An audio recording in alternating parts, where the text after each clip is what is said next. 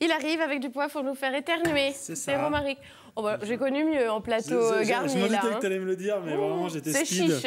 C'est très chiche. C'est chiche, mais d'accord, mais vas-y. Faut expliquer à notre invité d'habitude, il vient avec des plantes, des feuilles, il y en a partout, il met le bazar. Tu peux en goûter une petite graine. Mais je peux encore parler après ou oui. ça va me chauffer là? Non, ça picote très légèrement, mais ça sent très bon. Frotte-le, puis tu sens, tu vas voir que c'est pas n'importe quoi par contre. Ça j'ai déjà senti en fait. C'est fort, hein? Oh la vache. On dirait un peu. Enfin, c'est légal. Donc c'est ça, c'est légal. On va finir un peu you. Donc c'est du poivre. Alors pas tout à fait, mais on va prendre. C'est un poivre qui pousse chez nous, quoi. D'accord. C'est du coup le poivre, c'était une épice qui est une des plus vieilles épices. Ça fait bizarre de te voir dans ce sens-là. On savait que ça allait vous perturber. Nicolas, le réalisateur, l'a dit, il va être perturbé. Exactement. Oui, Exactement, je suis très perturbé. Et du coup, le poivre, ça fait au Moyen-Âge, on l'utilisait déjà. Et on payait même beaucoup en épices à l'époque. Quand il y avait un prisonnier, tout ça, la monnaie d'échange, c'était les épices. Comme le sel aussi avec la gamelle. Non, rien à voir. Les épices, c'était beaucoup plus cher. C'est le prix de l'or. Et du coup, l'expression payer en une espèce, c'est payer en épices, en fait. Ok. J'adore quand il fait ça. C'est génial. J'adore. Et donc, du coup, le poivre était connu. Il y a à ce moment-là un commandant de bateau qui s'appelait Pierre Poivre, qui a ramené le poivre. Mais le poivre s'appelait déjà Poivre. Et il y avait un monsieur qui s'appelait Pierre Poivre. Il est parti, il devait être curé. C'est fameux prédestiné, quoi. Voilà, les gens qui ont des noms prédestinés pour leur emploi. Exactement. Et du coup, il devait. Maintenant, il y en a moins parce que ça s'appelait Internet et tout. C'est plus rare comme nom de famille. Mais tu vois. On va trouver. Et du coup, il est parti en bout de mission. Il y a des Anglais qui ont tiré un bout de canon. Il devait être curé. Hein. Il est parti en Asie. Et du coup, il y a un boulet de canon qui lui a arraché le bras droit. Il s'est fait recueillir. Bah ouais, c'est pas de chance. Après, il a voulu revenir en France. Il s'est fait attaquer. Son bateau, il a coulé. Il s'est fait récupérer par des Hollandais qui se sont fait attaquer par des corsaires malouins qui se sont ensuite fait attaquer par des pirates. Il a fini par toujours être vivant avec un bras de moins. Et il s'est dit qu'il allait se consacrer à cultiver les épices en France. Enfin, à faire, vu que ça coûtait tellement cher. Et puis, les Portugais, ils cachaient. On savait pas trop si c'était un animal ou une plante qui donnait du poivre. J'ai oublié de dire quand même si le poivre, ça pousse sur une liane. Il y a peut-être une image On a du poivre. Alors, est-ce que sur les bonnes images, c'est de la serre du grand blotreau? Voilà, le du poivre noir. Voilà, c'est ça. Donc, c'est une liane qui pousse sur des tuteurs. Donc, on va le voir, il est là. Voilà, ça. Alors là, on est un peu au milieu des plantes. Voilà, et si on voit la feuille un peu en forme de cœur. Et donc, dans la nature, voilà, c'est ça, c'est une liane. Mais donc, personne ne le savait. Les Portugais avaient le monopole, en fait, parce que ça rapportait tellement qu'il y avait qu'eux qui savaient le cultiver.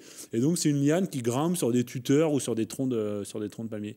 Et donc, lui, il en a volé, en fait, parce que il y avait vraiment. Enfin, c'était puni de mort hein, si t'en ramenais. Donc, il en a volé avec de la noix de muscade. Et à l'époque, on avait l'île de France. Tu connais, c'est où c'était, non? C'est autour de Paris, non? C'est l'île Maurice. D'accord. C'était l'île Maurice et qui nous servait à acclimater les plantes, en fait. Et du coup, il s'est mis à cultiver. Maintenant, on appelle ça jardin pamplemousse, son jardin là-bas. Et du coup, il a cultivé sur l'île Maurice les poivres, histoire de casser le monopole portugais. C'est bien, ça. Pas mal, hein? Ouais, et ça, il a eu sa femme qui s'est remariée, qui a un enfant connu, qui s'est marié avec Dupont. Et ça donnait, comme enfant, il a eu Dupont de Nemours, qui a donné la grande fibre. Voilà. Et il a aussi eu, parmi ses petits-enfants et ses petits-enfants, un collègue à toi. Oh, un poivre d'Arvor? Exactement! Incroyable! Quand on est dans ton sujet. J'y avais pas pensé. Là, ça va. Dans ce moment-là, ça va. Exactement, poivre d'Arvor est celui. Et ça, c'est ce qu'il y a ailleurs. J'ai une minute encore. Ah oui, même 3, je crois. 3, c'est vrai. Deux. Et du coup, pour arriver à Sichuan quand même. Voilà. Et du coup, par rapport à ces poivres donc, qui nous viennent de loin et toujours tous ces épices qui viennent de loin, alors maintenant, c'est beaucoup moins cher. Mais ce qui m'étonne, c'est qu'en France, on n'en cultive pas une de plus, c'est donc celle-là. Donc ça, c'est un arbre. Donc on peut voir aussi des images. J'imagine que vous en avez fait quelques-unes en off. Il a le langage technique maintenant. Tu peux envoyer le off, s'il vous plaît. Je progresse. Voilà. Un mot par an de la télé, j'apprends. Voilà. C'est cet arbre-là, vous voyez, qui est assez petit. Alors, on l'a vu très très rapide. Par contre, il faut que je sois très rapide. Il revient.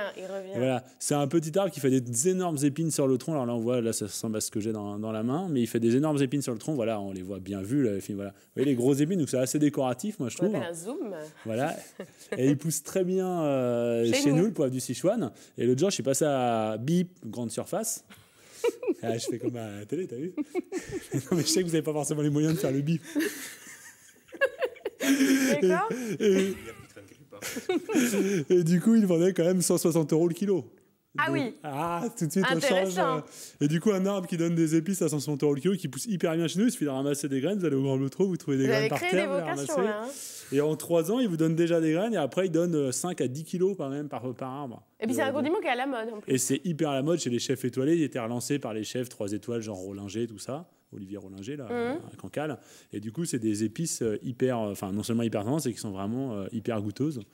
Donc, comme on ne peut pas faire pousser le poivre ni aucune autre épice chez nous, le poivre du Sichuan, dans son jardin, si on a un fond de jardin, c'est pas mal. Et si on veut les voir pour de vrai, et le vrai poivre et le poivre du Sichuan, il faut aller au cerf du Grand Blotreau, cerf d'agronomie tropicale, visite tous les mercredis, samedis, dimanches, c'est tout le temps gratuit, toutes les visites. Et il y a quelqu'un qui vous en parle pendant 1 heure. Voilà. Comme ça, vous pourrez apprendre à cultiver le Sichuan et devenir riche. Voilà, c'est ça. Exactement. Merci beaucoup, Romaric, pour ce cours sur le poivre.